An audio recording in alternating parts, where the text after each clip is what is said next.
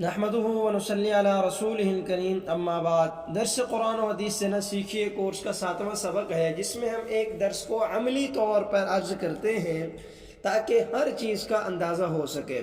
تو آج کے درس میں ہم سورۃ العصر کا ایک درس دیں گے، اور جس سے آپ حضرات نے یہ جائزہ لینے کی کوشش کرنی ہے کہ کسی بھی موقع پر درس دینا پڑ جائے، کسی بھی آیت کا درس دینا ہو، حدیث کا درس دینا ہو تو کس طرح دیا جائے۔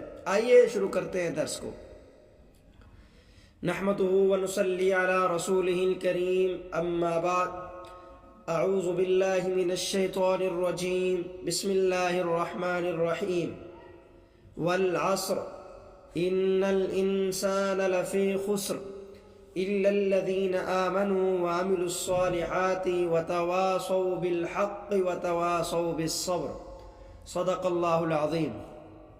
ترجمہ: والعصر، قسم ہے زمانے کی، ان الانسان لفی خسر، بے شک انسان سارے کے سارے سراسر گھاٹے میں ہے، الا الذین آمنوا وعملوا الصالحات، سوائے ان لوگوں کے جو ایمان لائے اور نیک عمل کیے، وتواصوا بالحق وتواصوا بالصبر، اور حق کی تلقین کی اور صبر کی تلقین کی، ایک دوسرے کو حق کا تاکیداً حکم دیا، ایک دوسرے کو صبر کا تاکیداً حکم دیا۔ یہ سورۃ العصر ہے، اور ہمیں 4 بنیادی اصول بتاتی ہے جو انسان کو خسارے، گھاٹے، نقصان سے نکال کر کامیابی کی طرف لے جاتے ہیں۔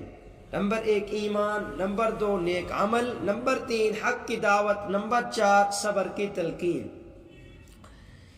اس سورہ کا شان نزول یہ ہے، علماء نے لکھا ہے کہ یہ سورت مکی دور میں نازل ہوئی۔ مکہ کے حالات جس وقت کفار اپنے وقت اور زندگی کو ضائع کر رہے تھے، قرآن کریم نے ایسے وقت میں قسم کھا کر انہیں توجہ دلائی کہ کامیابی کی زندگی وہ نہیں ہے کہ جس میں آپ لوگ وقت گزار رہے ہیں، بلکہ کامیابی کی زندگی تو وہ ہے کہ جس کی طرف اللہ کے نبی صلی اللہ علیہ وسلم بلا رہے ہیں۔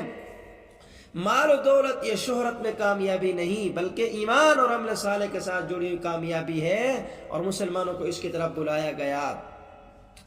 سب سے پہلا لفظ ہے والعصر، اللہ تعالیٰ نے زمانے کی قسم کھائی ہے۔ اب عصر سے کیا مراد ہے؟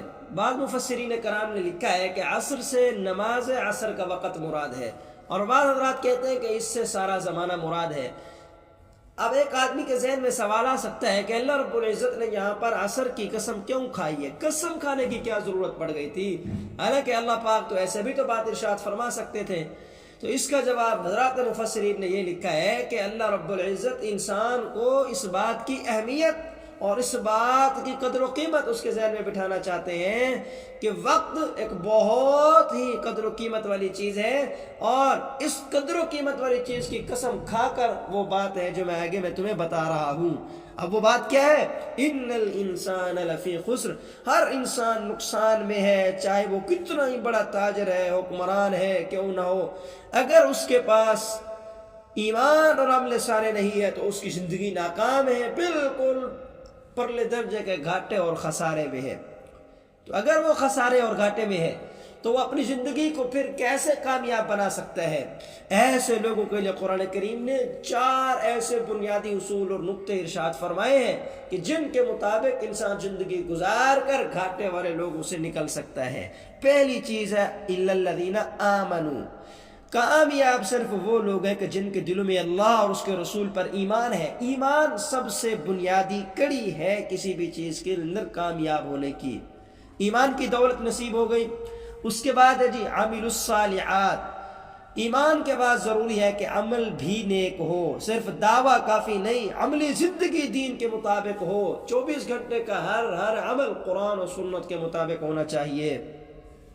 اور تیسرے نمبر پر ہے وتواصوا بالحق، یعنی آپ نے خود نیک عمل کر لیا، خود نیک کام کر لیے، بس اسی پر بس نہیں، آگے آپ نے اوروں کو دعوت بھی دینی ہے۔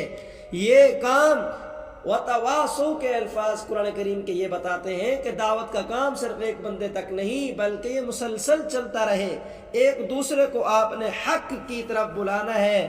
یہ صرف ذاتی نجات کا نام نہیں بلکہ اجتماعی ذمہ داری بھی ہے۔ اور آخری چیز ہے وتواصوا بالصبر، حق کی دعوت اور نیک عمل کے لیے آنے والی مشکلات کے اوپر صبر کرنا، اور خود بھی صبر نہ ہو بلکہ ساتھ والے ساتھیوں اور احباب کو بھی صبر کی تلقین ہوتی رہے۔ یوں یہ سفر کامیابی کے ساتھ انسان گزار کر اللہ رب العزت کے یہاں بھی آخرت کا کامیاب ٹھہر سکتا ہے۔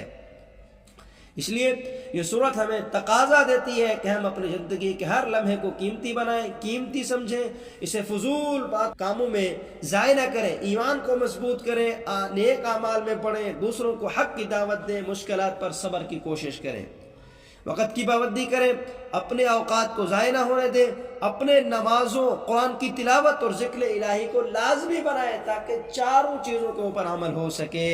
گھر، محلہ، معاشرے میں لوگوں کو حق بات بتائیں، صبر و برداشت کے ساتھ دین پر قائم رہیں، انشاءاللہ العزیز یہ چیز ہمارے لیے کامیابی کا ذریعہ بنے گی۔ آخر میں اب کوئی ساتھی آپ سے سوال کر سکتا ہے تو آپ نے ان کے جوابات بھی دینے ہیں۔ مثلا ایک سوال یہ آ سکتا ہے، اس صورت میں کامیابی کی کتنی شرائط بیان کی گئی ہیں؟ جواب 4: ایمان، نیک عمل، حق کی تلقین، صبر کی تلقین۔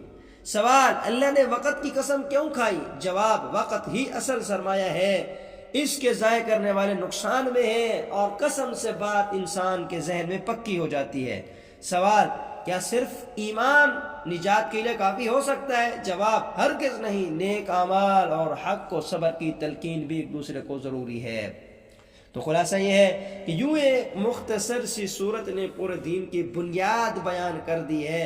امام شافعی رحمہ اللہ فرماتے ہیں اگر لوگ صرف سورۃ العصر پر ہی غور کر لیں تو ان کے لیے یہی کافی ہے۔ اس لیے آج کے درس کا خلاصہ یہ ہے کہ کامیاب انسان وہی ہے جو ایمان رکھے، نیک اعمال کرے، حق کی دعوت دے اور صبر کے ساتھ دین پر قائم رہے۔ اللہ رب العزت سے دعا ہے کہ اللہ رب العزت جو کچھ کہا سنا اس پر عمل کرنے کی توفیق بخشے۔ آمین۔ والسلام علیکم ورحمۃ اللہ وبرکاتہ۔